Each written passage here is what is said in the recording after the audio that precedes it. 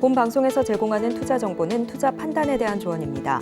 방송에서 제공하는 주식의 가치, 가격 상승 및 하락에 대해서는 방송사에서 보장하지 않습니다. 여러분 안녕하세요. 오늘도 장 마감까지 든든하게 여러분과 함께하겠습니다. 마감인박 60분의 승부 최슬기입니다. 이번 주 분위기가 정말 괜찮은데요. 오늘도 코스피 지수 오름세 이어나가고 있습니다. 자, 지금 이 시각 시장 상황부터 먼저 체크해 보도록 하겠습니다. 간밤 미국 뉴욕 증시 중간 선거에 대한 기대감으로 사흘 연속 오름세를 이어나갔는데요. 여기에 힘입어서 코스피 지수도 지금 나흘째 빨간불 켜주고 있습니다. 다만 오늘 코스닥은 힘이 좀 약한 모습인데요. 보합권에 머물러 있습니다. 지금 화면을 통해서 보실 수 있듯이 각 업종 내에서 규모가 큰 대형주들이 빨간불 켜고 있는 반면에 이 소형주들 상승 강도가 약하거나 하락세를 띠고 있습니다. 조금 더 자세히 살펴보도록 하겠습니다. 자, 먼저 금융업 먼저 좀 체크를 해보면요. 지금 KB금융, 신한지주 이렇게 대형 금융지주사가 강세를 보여주고 있습니다. KB금융 현재 2%대 오름세 보여주고 있고 신한지주도 거의 2% 가까이 상승세 챙기고 있습니다. 지금 금융주 내에서 카카오뱅크, 또 카카오페이, 카카오 형제주들의 움직임도 돋보이고 있는데요. 카카오뱅크 지금 현재 7%대 오름세 보여주고 있습니다. 지난주 호실적 발표 이후에 계속해서 좀 살아나는 모습인데요. 오늘은 출범 5년 만에 이 고객 수가 2천만 명이 넘어섰다라는 소식도 전해졌습니다. 또 카카오페이도 역시 연일 오름세 챙기고 있는 모습인데 중국의 알리페이와 현지 결제 서비스를 강화한다라는 소식에 연일 강세입니다. 카카오페이 지금 현재 7%대 강세입니다. 자, 이렇게 금융업종 오늘 굉장히 빨간 불빛들 많이 보이고 있는 모습인데 한편 전기전자, 오늘도 외국인 매수세는 전기전자 업종을 중심으로 좀 들어오고 있습니다.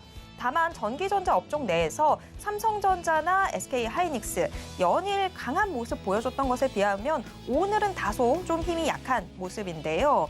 대신에 삼성전기가 크게 급등하고 있습니다. 삼성전기 지금 거의 7% 가까운 오름세 보여주고 있는데요. 국내 최초로 이 서버용 플립칩 볼그리드 어레이 양산에 돌입했다라는 소식이 주가 상승에 보탬이 되고 있는 것으로 보입니다. 한편 오늘 운수장비 업종 움직임 좀 체크를 해볼 필요가 있을 것 같습니다. 이 운수장비 업종 내에서 조선주들의 움직임이 상당히 무거운 모습인데요. 장 출발할 때만 하더라도 혼조세를 좀 보이는 모습이었는데 시간이 지날수록 낙폭이 점점 더 커지고 있습니다. 현대중공업 지금 현재 2.17% 하락하고 있고 현대미포조선은 낙폭이 훨씬 더 큽니다. 지금 5%대 약세입니다. 어제 우리 조선업계 한 달 만에 중국의 수주 1위 자리를 내줬다라는 안타까운 소식이 전해졌는데요. 이 여파로 지금 조선주들 낙폭 점점 더 확대되고 있는 것으로 보입니다. 자, 오늘장 시장 상황 저와 함께 좀 체크를 해보셨습니다. 오늘 시장 코스피 지수가 강한 모습 보여주고 있는 반면에 코스닥은 다소 좀 힘이 빠지고 있는 그런 상황인데 자, 이 시장 상황에서는 어떤 투자 전략 챙기면 좋을지 지금부터 저희와 함께 해보시길 바라겠습니다. 마감인박 60분의 승부 생방송은 유튜브로 함께 하실 수 있습니다. 유튜브에서 서울경제TV 검색하신 후에 실시간 스트리밍 방송으로 함께 해주세요. 자, 그럼 마감인박 60분의 승부 지금 시작합니다.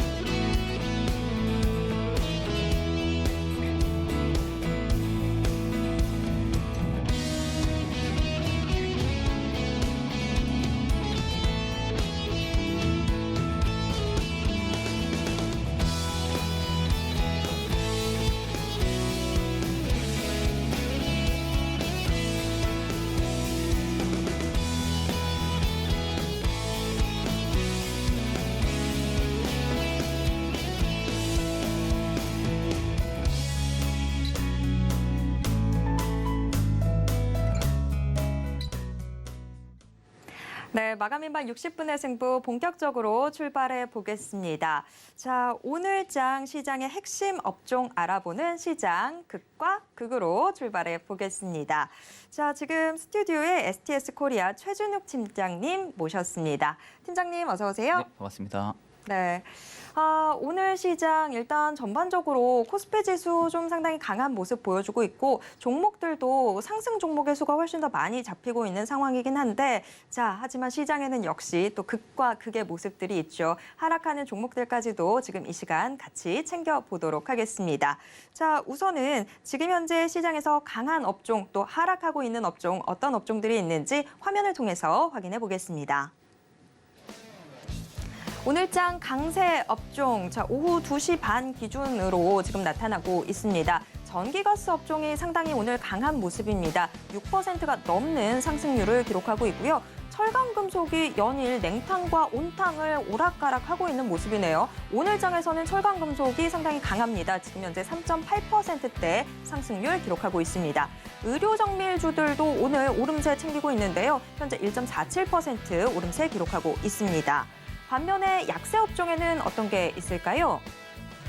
오늘장 약세 업종 역시 마찬가지로 오후 2시 반 기준으로 지금 하락률 기록이 되어 있는데요. 종이목재 업종이 지금 0.31% 하락하는 모습이고 디지털 콘텐츠 1%가 넘게 지금 빠지고 있습니다.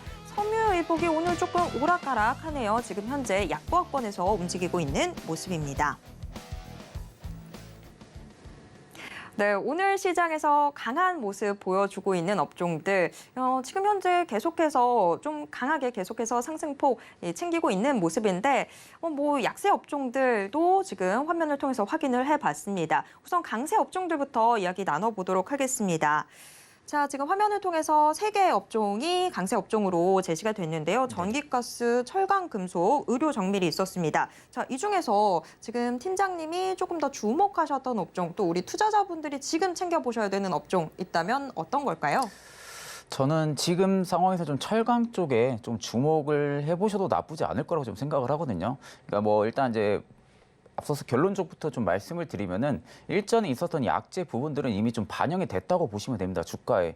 그러니까 향후에는 이제 앞으로 철강 금속 쪽이 얼마나 좀 성장 잠재력이 좀 터져주냐 이런 부분들이 좀 주가에 좀 반영이 될 수가 있는 그런 부분들인데 일단 최근까지 철강 쪽이 좀 힘을 전혀 못 받았던 가장 큰 이유가 이제 금리 인상 부분들이 좀 존재를 하고요. 그리고 고환율 부분들이 계속 좀 장기화가 되다 보니까 이로 인한 좀 수익성이 조금 떨어질 수 있다라는 부분들도 있었고 그리고 이제 우리가 지금 알고 있는 전쟁 장기화 부분들과 그리고 에너지 대란 좀 이 부분이 철강 쪽에 대한 좀 핵심 키워드라고 좀 볼 수가 있을 것 같습니다. 그러니까 철강 섹터 같은 경우는 결국엔 경제 성장과의 좀 밀접한 관계를 좀 형성을 해주고 있다 보니까 결국엔 불확실성 리스크가 계속적으로 좀 잔존을 하게 되면은 이쪽에 대한 산업 전망치가 소폭 낮아질 수는 있습니다. 다만 제가 지금 강세 업종 중에서 지금 철강 쪽을 좀 보고 있는 이유는 앞전에 말씀드렸다시피 여전히 지금 악재 부분들은 주가에 좀 반영이 된 모습으로 보여지거든요. 근데 그렇다는 것은 이제 현 시점에서 되돌려주는 좀 턴어라운드 모습들이 좀 나와줄 수가 있다고 지금 저는 좀 보고 있습니다. 그러니까 대체적으로 철강금속 쪽에 관련된 종목들도 최근 자리를 다시 잡고 위쪽으로 다시 또 추세를 잡아주는 모습들을 지금 근근히 좀 보여주고 있기 때문에 좀 그런 부분들로 봤을 때 철강 금속 쪽이 조금 좀 유력하지 않나라고 지금 보고는 있습니다. 그러니까 이제 하반기에 좀 접어들게 되면은 일단 좀 철강 쪽이 좀 비수기에 좀 접어드는 건 좀 사실입니다. 일단 지금 최근 물가 안정화가 좀 기대감이 굉장히 좀 높아지기는 했으나 여전히 좀 고물가가 계속 좀 이어지고 있는 상황이고요.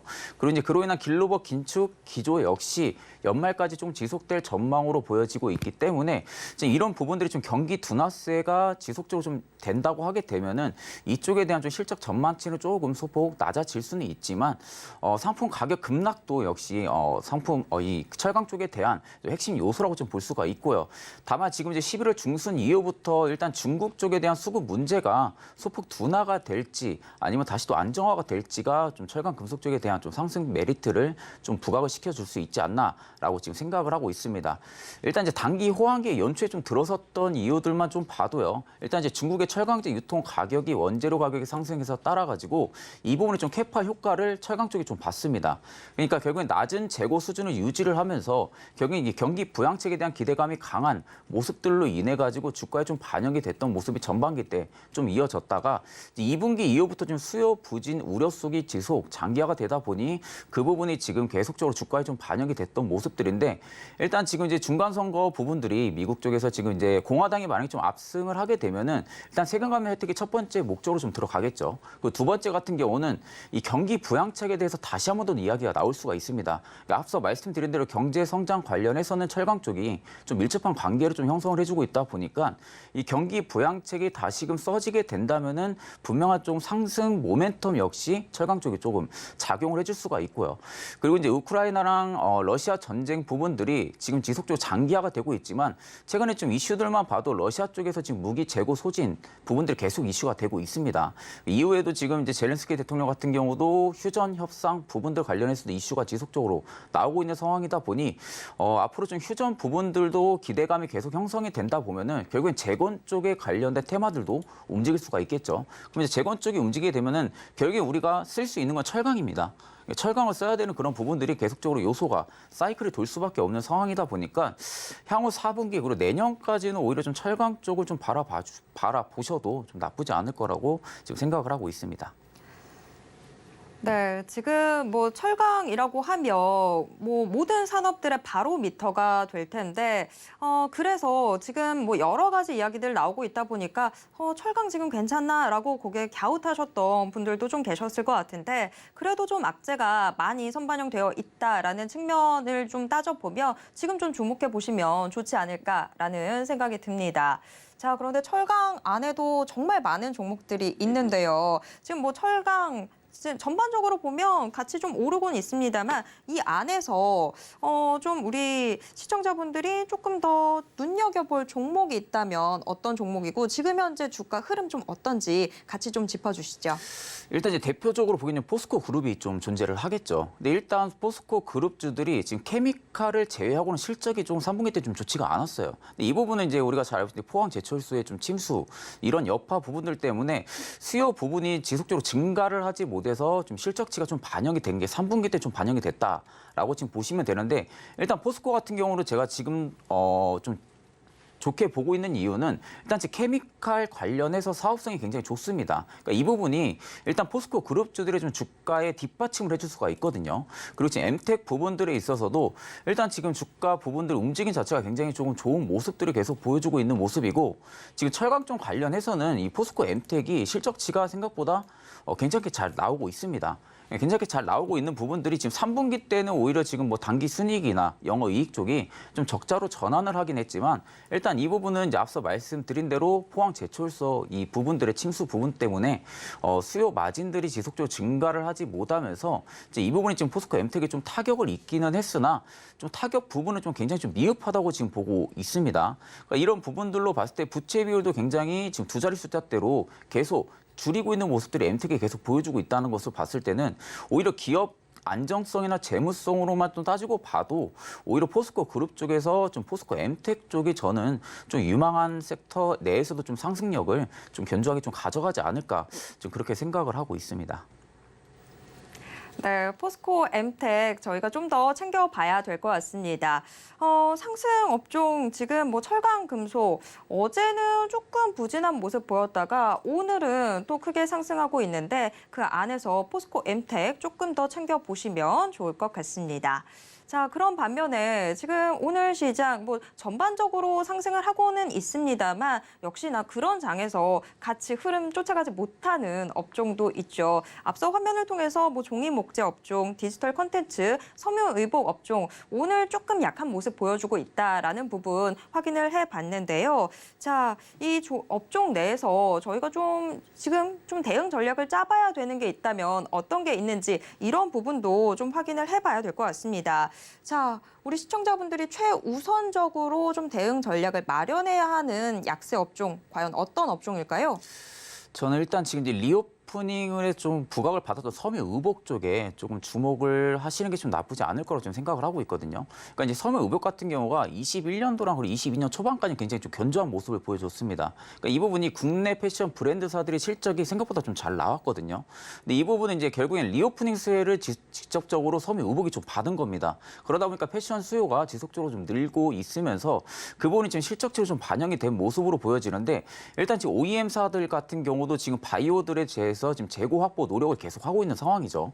그러니까 그러다가 지금 달러 강세 효과가 지속적으로 좀 나오고 있는 상황 속에서 환율 효과를 또 볼 수 있는 게 일단 좀 섬유의복 쪽이라고 좀 볼 수가 있지만 일단 상반기 때 지금 이 부분만 봐도 면화 가격이 지금 급등을 하면서 오히려 원가 상승에 대한 압박은 존재는 하기는 했는데 수주의 볼륨이 굉장히 좀 커지면서 이 규모의 경제가 일정하게 좀 부각이 됐다라고 좀 볼 수가 있습니다. 이제 그로 인한 부분들의 공급 부족 사이클 자체가 더욱더 심화가 되면서 좀 자연스럽게 섬유의복 쪽에 관련된 브랜드사들의 수주 단가가 계속적으로 좀 상승을 했던 부분들입니다. 그러다 보니까 이제 작년이랑 올해 초까지는 실적치가 굉장히 좀 좋게 나왔던 부분들인데 일단 지금 하반기 접어들어서는 전반기에만큼의 기대치를 좀 높일 수 없는 건 사실입니다. 예, 결국엔 그 부분들은 주요 키워드 부분들만 봐도 전방 수요가 지금 계속적으로 불확실성 때문에 감소를 하고 있는 모습들로 봤을 때는 오히려 지금 섹터에 대한 기대치를 올리기보다는 좀 낮추는 편이 현재로서 조금 맞는 국면이라고 보고 있습니다. 그러니까 미국의 패션 소매 판매 자체도 지금 성장성이 지금 오락가락한 모습을 계속 보여주면서 방향성을 잡지 못하는 이런 모습들을 계속적으로 보여주고 있거든요. 그러니까 무엇보다 지금 미국의 마트라든지 그리고 백화점, 일부 캐주얼 브랜드사들 같은 경우도 지금 실적 성장이 생각보다 좀 저조해지는 모습들이 계속 나와주고 있다 보니까 더욱 수주에 대한 불확실성이 좀 커질 수가 있는 시점이 좀 하반기라고 좀 보여집니다.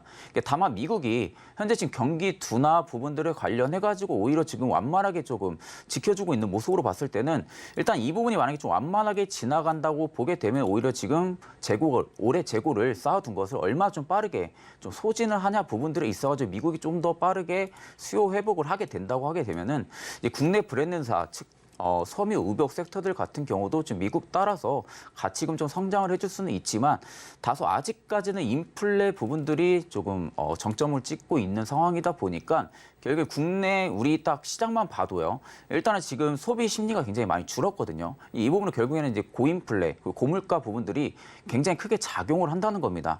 그러니까 일단은 지금 소비 심리가 계속적으로 하락을 하게 되면은 결국에는 사람들이 지갑에서 돈을 열질 않죠. 그러다 보면 당연히 수요 부분들이 계속적으로 하락을 할 수밖에 없는 부분들입니다. 근데 일단 이 부분도 마찬가지로 결국엔 불확실성 리스크, 경제 성장에 대한 부분들 때문에 지금 계속 작용을 해주고 있는 부분들이거든요. 그러니까 그런 부분들만 결국엔 또 완화 스탠스가 또 나오게 된다고 하게 되면은 앞전에 좀 철강 쪽에 대한 이야기를 해드렸다시피 섬유의복도 역시 조금 호황기에 좀 들어설 수는 있지만 아직까지 하반기까지는 전반기에 대한 기대치를 지속적으로 좀 높여갈 수 있는 부분들은 솔직히 좀 한계가 있지 않나라고 생각을 하고 있기 때문에 일단 지금 섬유의복 관련해서는 조금 보수적인 관점을 조금 잡으시면서 그렇다고 지금 뭐 매도를 하고 나가라는 소리가 아니라 내가 앞전에 이미 좀 가지고 있다면은 지금으로서는 조금 천천히 보셔야 된다는 거죠. 천천히 보고 확실하게 이제 바닥에 잡히는 부분들이 보인다거나 아니면 소비 심리 지수가 다시 조금 위쪽으로 좀 상향 추세를 보여준다고 하게 되면은 그때는 한번 좀 물량을 조금 더 늘리는 방식도 괜찮긴 하지만 현재로서는 섬유의복 쪽을 좀 바라보기에는 조금 다소 리스크가 있지 않나라고 지금 생각을 하고 있습니다. 네, 저는 좀 의외였던 것 같은 게 섬유의복하면 리오프닝에 꼭 항상 그렇죠. 엮이게 되잖아요. 네. 사실 저만 하더라도 코로나 때 옷 안 사고 있다가 이제 막 갑자기 좀 사고 그러고는 있는데 좀 아직까지는 조금 더 보수적으로 접근을 해야 되는군요. 네, 그렇죠. 자, 그러면 저희가 이 뭐 섬유 내에서 조금 더 개별 종목들 좀 더 살펴보도록 하겠습니다.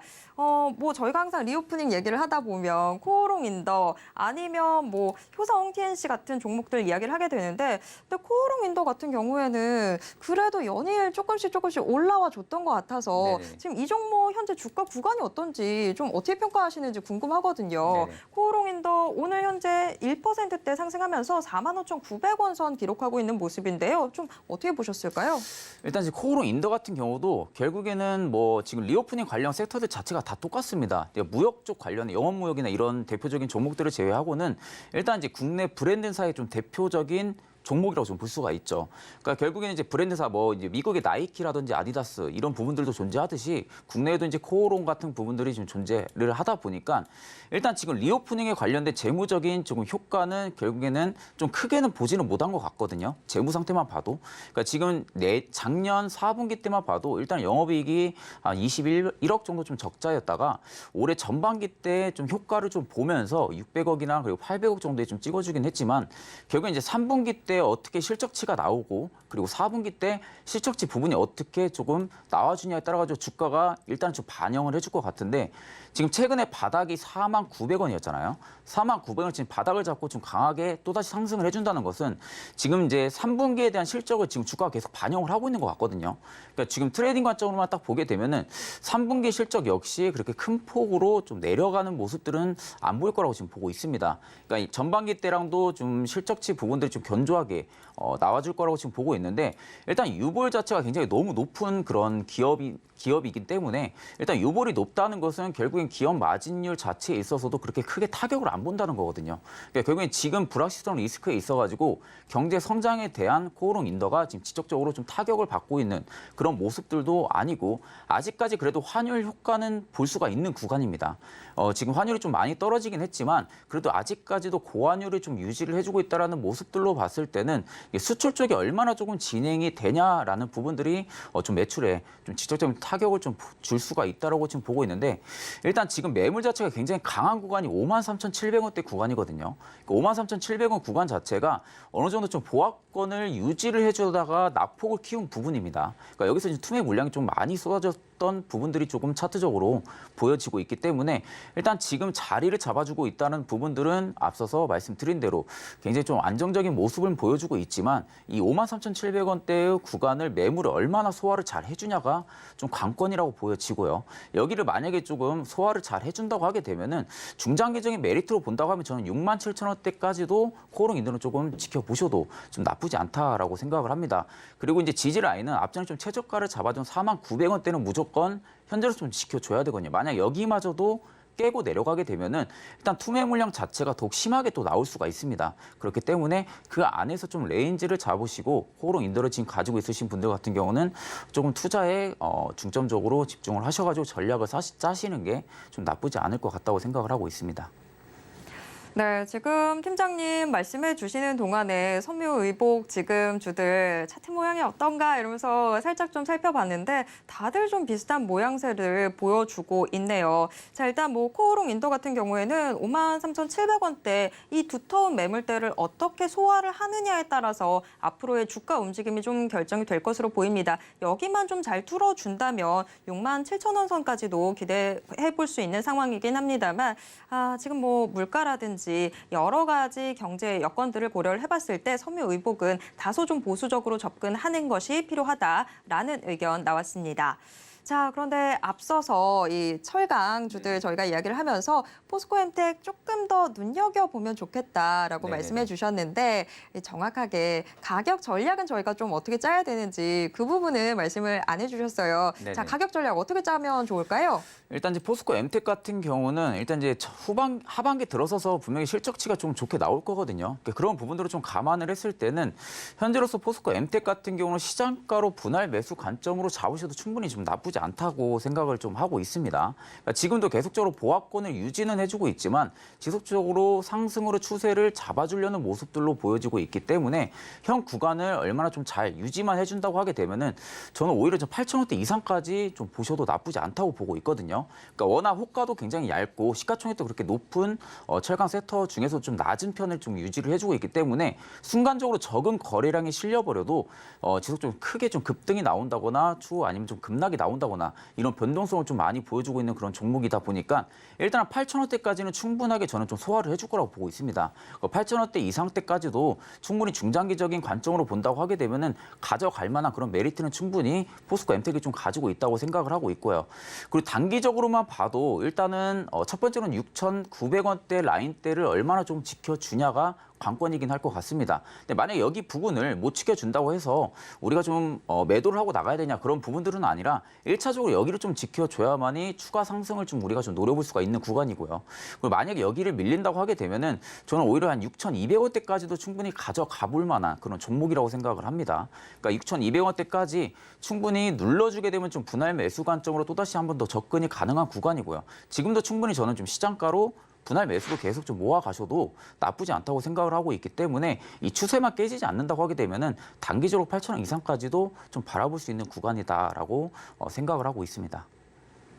네, 포스코 엠텍 조금 더 자세한 이 가격 전략 함께 살펴봤습니다. 일단 지금 현재 가격대에서 조금 진입을 해보셔도 괜찮을 것 같고요. 6,900원 라인대가 어떤 식으로 좀 버텨내는지 이 부분 잘 체크를 해보셔야 될 것 같습니다. 여기만 좀 지지가 된다고 한다면 계속해서 좀 더 추가 상승 기대해 볼 수 있는 상황이라고 하니까요. 같이 좀 더 주목해 보시면 좋을 것 같습니다. 자, 지금까지 최진욱 팀장과 함께 이야기 나눴습니다. 팀장님 고맙습니다. 네, 감사합니다.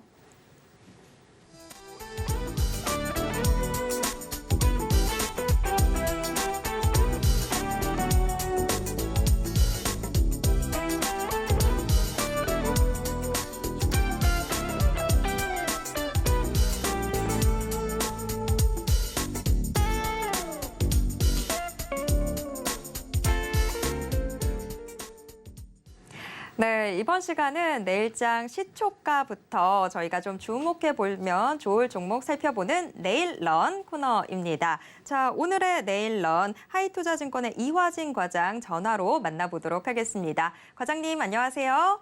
네, 안녕하세요. 네, 자, 앞서서 저희가 오늘 움직였던 이 테마들을 좀 살펴봤다면 이번 시간에는 내일장 대응을 위한 실전 전략을 짜볼 텐데요. 내일장 시초가의 공략이 유효한 업종 지금 화면을 통해서 먼저 확인해 보겠습니다.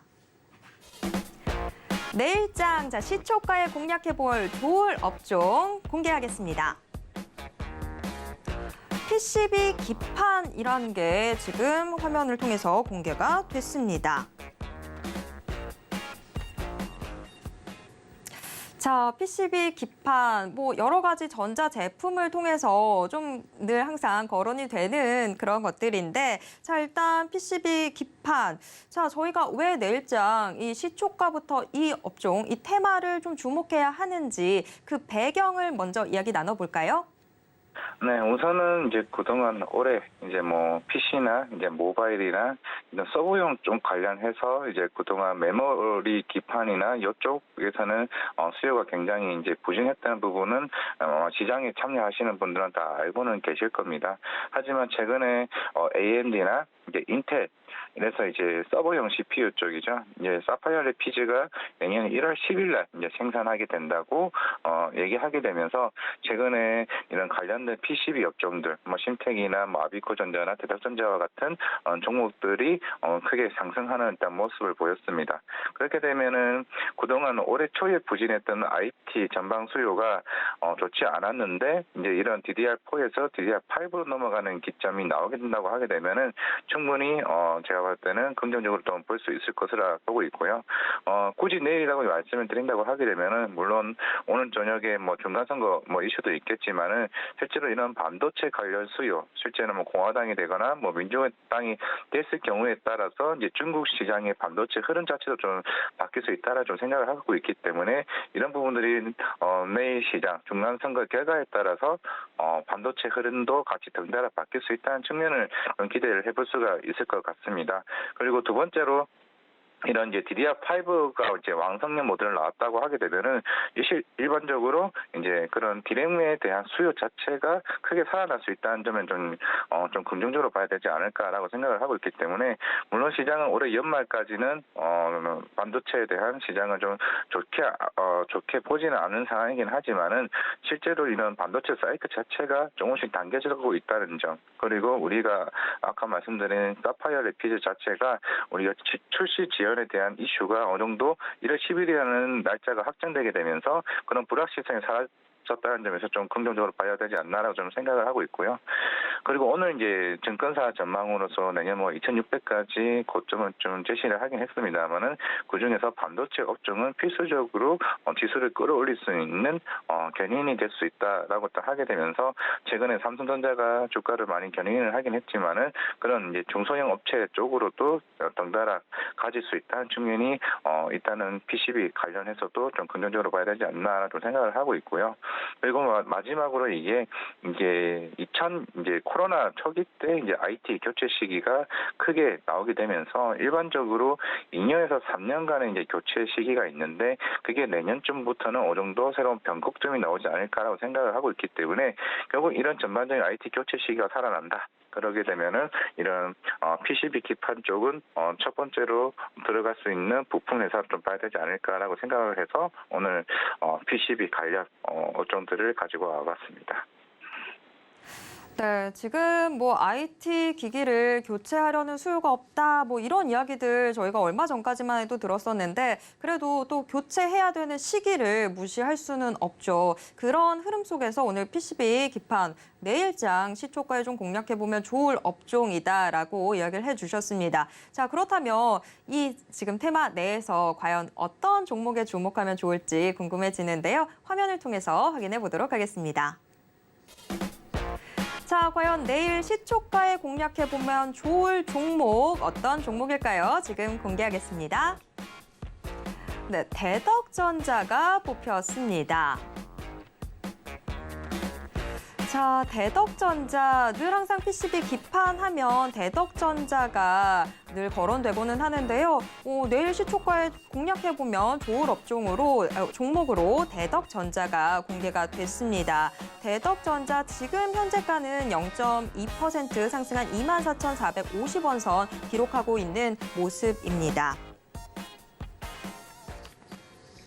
자, 대덕전자 정말 PCB 기판하면 꼭 이름이 나오는 종목이기는 한데요. 자, 이 대덕전자 저희가 내일 시초가부터 좀 공략을 하면 좋을 종목 왜 그렇게 생각을 하셨는지 이유가 좀 궁금합니다.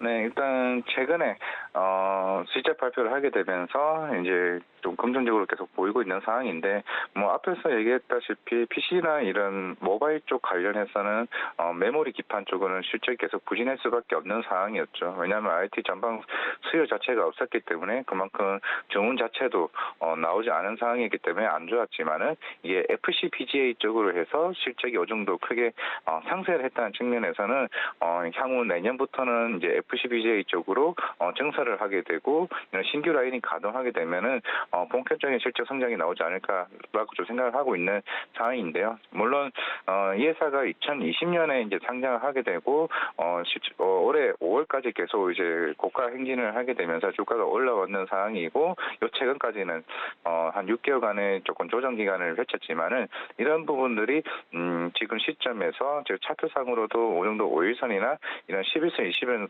자체에서 조금 같이 행보를 하고 있다는 측면에서 결국 중장기선의 골든 크로스가 나오게 되면은 그게 내일부터 좀 본격적으로 흐름이 나오지 않을까라고 싶어서 내일 좀 공략적으로 일단 가지고 왔고요. 일단은 지금 우리가 기다리고 있던 사파이어의 표시가 바뀌게 되면 이런 신제품에 대한 양산이 본격적으로 나올 가능성이 굉장히 좀 높다라고 볼 수가 있습니다. 물론 이제 최근에 CSP라고 해서 이제 모바일이나 이쪽 관련된 신택이 관련 이슈로 좀 받긴 했습니다만은 이런 FCBGA 같은 경우는 들어가는 부분이 특히 서버용 CPU나 GPU 그리고 제일 중요한 자동차 쪽으로 들어가는 전장용 관련 기판으로 큰 부각을 하고 있는데요. 이런 부분이 비메모리 기판 쪽이라고 좀 말씀을 드릴 수가 있을 것 같은데 지금 당장의 실적은 메모리 기판의 비중이 크긴 합니다. 결국에는 서버용 쪽이 그동안 살아났었기 때문에 메모리 기판으로 실적 비중이 크기는 하지만은 내년부터는 아마 이제 FCBGA를 통해서 비메모리 쪽 기판으로 해서 좀 본격적인 성장이 좀 나올 것으로 보이고 있고 물론 지금 자율주행이나 최근에 지구공도 올해 연말에 나오고 있는 상황이기 때문에 내년부터는 이런 자율주행이나 이런 전기차 관련해서도 좀 여러 신차들이 본격적으로 나올 가능성이 굉장히 많은 상황이고 정책적으로도 그런 수혜를 받고 있는 상황. 사항에서 결국에는 이런 비메모리 기판 쪽으로 FCBJ는 필수 부가격이라고 좀 말씀을 드릴 수가 있을 것 같습니다. 물론 경쟁사로 있는 뭐 LG 이노텍이나 그리고 삼성전기, 코리아 서키트 부분들도 FCBJ를 생산을 하고는 있지만은 그만큼 대덕전자도 그에 따라서 같이 수혜를 받을 가능성이 좀 제가 봤을 때는 높다라고 좀 말씀을 드릴 수가 있을 것 같고요. 그렇게 되면 지금 실적이 이제 2020년 상장하실 때가 6천억, 그리고 올해 예상이 1조 3,600억 정도로 거의 2년 사이에 거의 2배 정도의 이제 매출이 이제 급성장하는 모습을 보이고 있는데, 이게 내년부터는 좀 더 가속화될 가능성이 높다라고 좀 볼 수가 있겠습니다. 결국에는 메모리 기판을 가지고 있던 매출에서 비메모리 기판이 이런 매출 비중을 제치는 영향까지 보이게 된다고 하게 되면은 이제 대덕전자는 지금 가격대에서 훨씬 높을 수 있는 가격. 물론 당장에 제가 내일 뭐 목표가를 26,000원을 제시는 하기는 했습니다만은 결국 중장기적으로 봐도 크게 무리 없이 갈 수 있는 종목이 아닌가라고 해서 오늘 이 종목을 한번 가지고 와봤습니다. 네, 대덕전자 지금 실적 나온 이후로 조금 더 많은 분들이 주목을 하고 계신 것 같은데 증권가에서도 상당히 좀 긍정적인 평가들이 나오고 있는 상황입니다. 계속해서 좀 같이 챙겨보면 좋을 것 같습니다. 자, 지금 대덕전자 목표가는 한 26,000원 아니면 또 중장기적으로도 또 괜찮을 것 같다라고 이야기를 해주셨는데요. 혹시 대덕전자 좀 우리 시청자분들 살펴보실 때 손절가는 어느 정도로 잡아야 되는지, 또 리스크 어떤 부분들이 지금 예상이 되는지 이 부분도 답변 부탁드립니다. 그러니까 손절가는 23,500원을 제시하겠고요. 제가 내일 목표가가 26,000원이고 중장기로 봤을 때는 34,000원은 내년 1분기쯤에 충분히 돌파할 가능성이 제가 봤을 때는 있다라고 일단 볼 수가 있을 것 같습니다.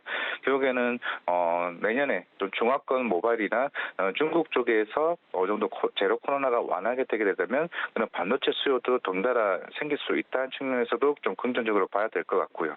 그렇게 되면은 오히려 그런 교체 수요나 이런 부분들이 반도체 이런 FCBGA나 실제로 메모리 기판 쪽에 대한 수요가 제가 봤을 때 더 커질 수 있다는 부분에서는 솔직히 대덕전자에 대한 아직까지는 악재는 없다라고 좀 말씀을 드릴 수가 있을 것 같고, 뭐 굳이 악재를 꼽는다고 하게 되면은 이런 체포 동맹이나 이와 관련해서 중국과의 거래 자체가 끊겼을 때에 대한 우려 부분이 있지 않나라고 생각을 하고 있고, 그리고 이제 유럽 경기겠죠. 예, 유럽 완성차나 이런 부분들, 전기차 이런 부분들에서 침체가 장기화되었을 때 그런 부분도 염두에 두게 되면 좀 지연되지 않을까라고 좀 생각을 해볼 수가 있을 것 같습니다.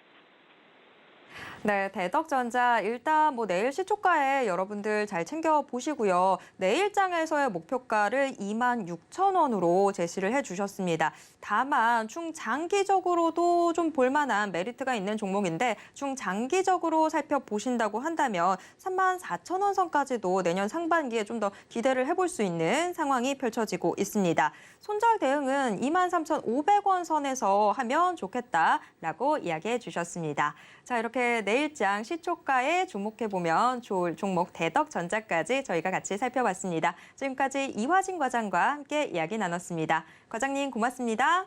네, 감사합니다.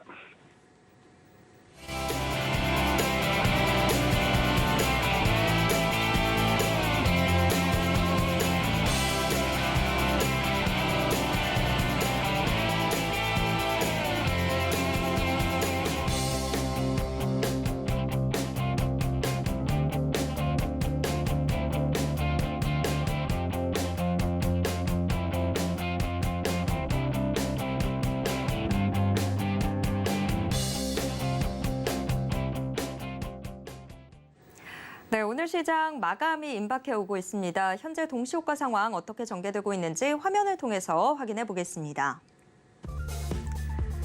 오늘 코스피 지수 0.82% 오른 2,418선에서 장 마칠 것으로 예상되고 있습니다.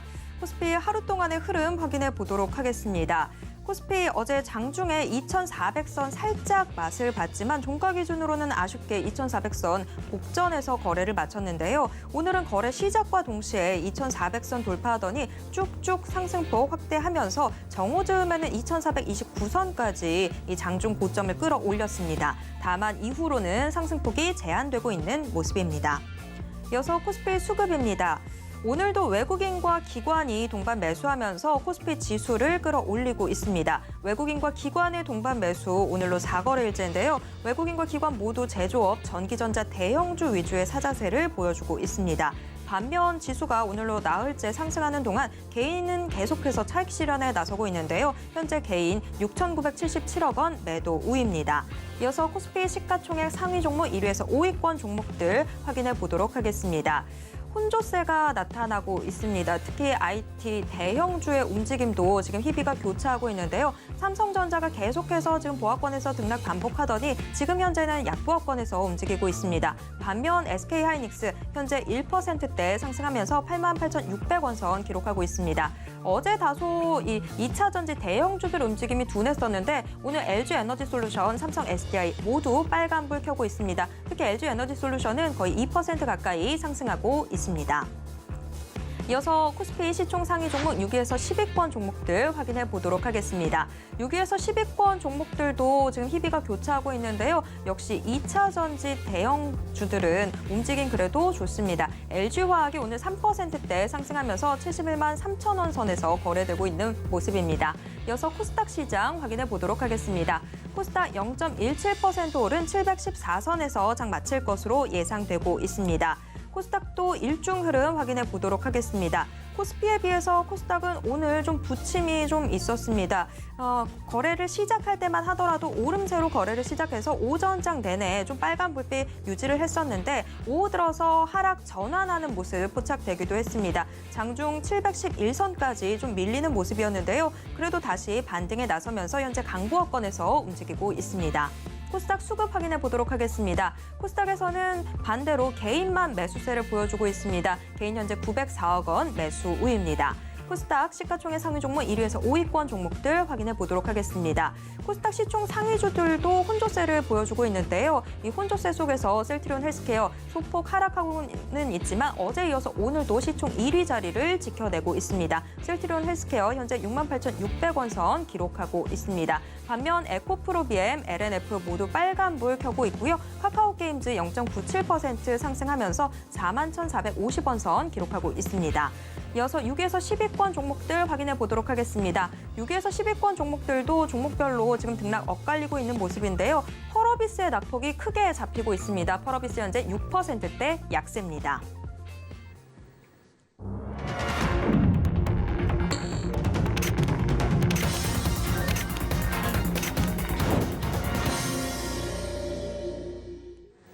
네, 이번 코너는 이정수의 신의 한 수 시간입니다. 매일 장 마감 이후 서울경제TV 리드온 이정수 파트너가 시장 분석과 함께 특징주들 짚어드리고 있는데요. 지금 이정수 파트너 전화 연결돼 있습니다. 파트너님 안녕하세요. 네, 안녕하세요. 신의 한 수의 이정수 파트너입니다.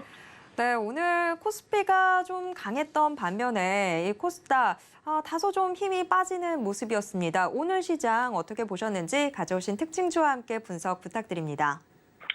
네, 어제서도 뭐 종목들이 강했고, 그다음에 계속 이 상승세가 10월달 개천절 10월 3일 날이죠. 그리고 10월 9일 한글날 그 전후에서도 계속 주식을 바닥에서 사서 장이 좋지는 않지만 매매하는 데서는 문제가 없다. 오히려 매매하는 데서는 좋은 장이다. 이유는 많이 빠졌기 때문에. 그리고 외국인들도 계속 사주고 있다. 이 얘기를 하면서 지금까지 왔는데 오늘도 외국인들이 계속 주식을 사주고 있습니다. 어제도 개인들이 팔았는데 오늘도 또 파네요. 그러니까 지금 이렇게 올라가는 이유는 외국인들, 그다음에 기관들, 개인들은 주식을 팔고 수급이 좋아서 이제 시장이 올라간다고 보는 게 맞을 텐데, 그래서 저 외국인들의 매수 주체는 누군가를 봤더니 최근에서 이제 기사에서 나온 내용에서 가장 그래도 어느 가능성을 보고, 그러니까 꼭 그렇다는 건 아니에요. 근데 기사에서 보면은 차이나론에 대해서 얘기가 나오죠. 그래서 그러니까 중국 시장 플러스 뱅크런을 합성어로 한 차이나런이라는 이제 신조어가 있는데, 그래서 지금 시진핑이 산 연임을 한 이후에서 외국계 자금들이 중국 시장에 빠져나와서 아시아 시장을 공략을 하고 있는데, 거기에 이제 대한민국 시장이 가격이 싸니까 그래서 이쪽으로 들어오고 있다. 이제 이 기사가 가장 신빙성 있는 얘기일 거다라는 이제 기사가 나오는데요. 거기에 대한 증거로 하나가 환율이 떨어지고 있죠. 그래서 외국계 자금들이 지금 들어오고 있는 거는 사실인 것 같고, 그래서 그게 중국계 자금들이, 중국계가 아니죠. 중국으로 투자가 들어가는 자금들이 빠져나와서 지금 대한민국 시장으로 들어오고 있다면 이건 굉장히 좋은 징조라고 보여집니다. 다만 경기가 여전히 좋지도 않고 그 상황은 끝난 게 아니기 때문에 계속 주식시장은 올라갈 수는 없어요. 물론 그것보다도 능가하는 게 수급의 힘이긴 하지만 어쨌든 시장이 어느 정도 올라오면 분명히 조정은 받을 거란 얘기죠. 상승장도 조정은 있다는 얘기니까. 그러면은 지금 CPI 지수를 내일 목요일 저녁 10시 반에 발표가 있다면 오늘과 내일 사이에서는 매매를 이제 가급적이면은 무리하지 말고, 시장이 빠질 것 같아서 말씀드리는 건 아니에요. 아직 음봉에 대한 조정에 대한 시그널도 없고 매도에 대한 시그널도 없기 때문에 빠진다는 얘기는 아니지만 어느 정도 현금을 가지고 조금 하루 이틀 정도는 쉴 필요도 있지 않나. 그래서 시장이 계속 올라갈 수는 없으니까, 그리고 CPI 지수 이후에서 어떻게 되는지 상황을 보고, 그리고 지금 중간 선거의 결과도 나오고 나서 어느 정도 그 관련된 민주당이 되든 공화당이 되든 관련된 섹터의 수혜주 찾기 게임이 이제 다음 주에서 시작될 수도 있다면 그거를 좀 기다리면서 그동안 한 달 동안 달려왔으면 잠깐은 쉬는 것도 일단은 투자 전략이라고 보여지거든요. 그러니까 지금 계속 올라와 있는 이 상황에서 무리하게 더 수익 내기 위해서 쫓아 들어가는 것은 별로 좋지는 않아 보일 것 같아서 그냥 하루 이틀 정도는 수익 났던 것들 좀 챙겼다가 다시 한 번 더 시장을 되돌아보면서 미국 시장이 멀쩡하게 잘 버텨주는지, 내일 CPI 지수 이후에서 우리나라 어쨌든 금요일 날에 영향을 받을 겁니다.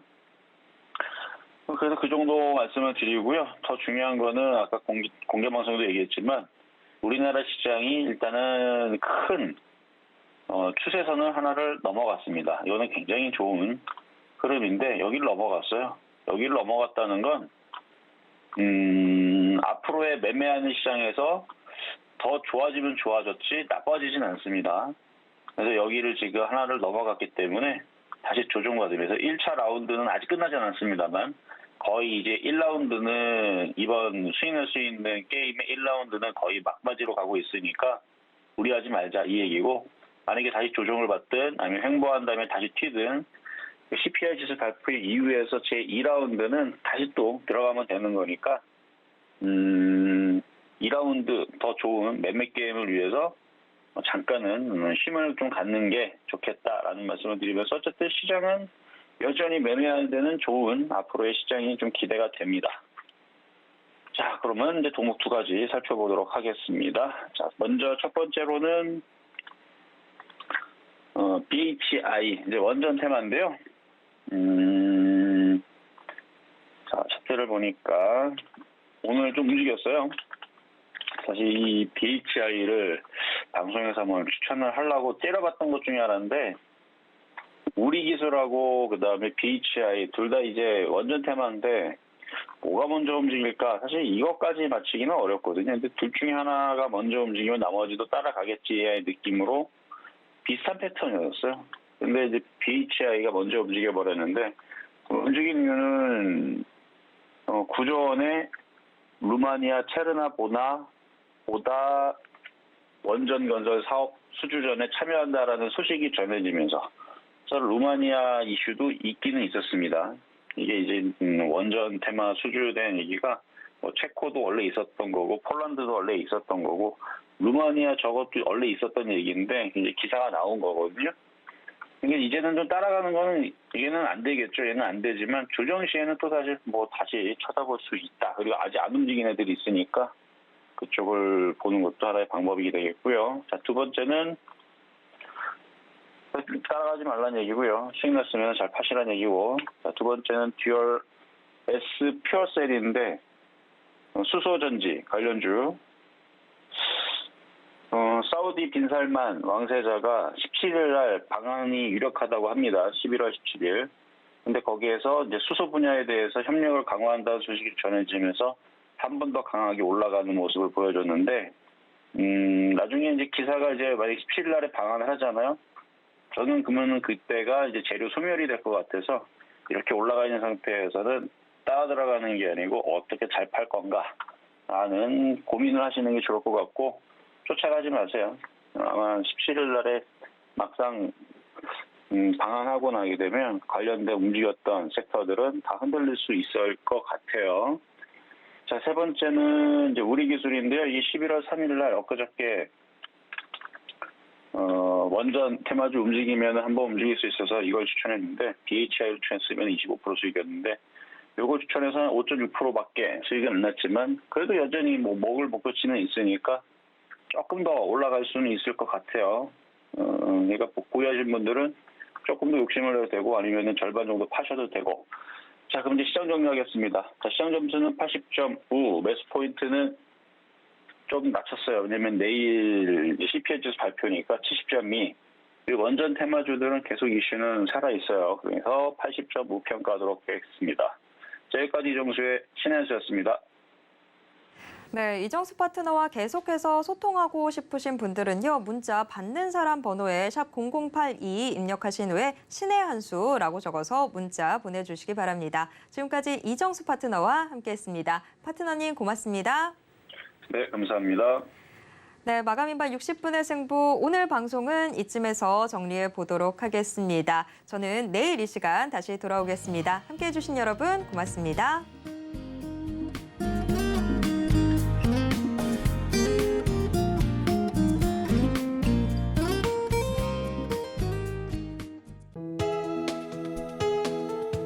본 방송에서 제공하는 투자 정보는 투자 판단에 대한 조언입니다. 방송에서 제공하는 주식의 가치, 가격 상승 및 하락에 대해서는 방송사에서 보장하지 않습니다.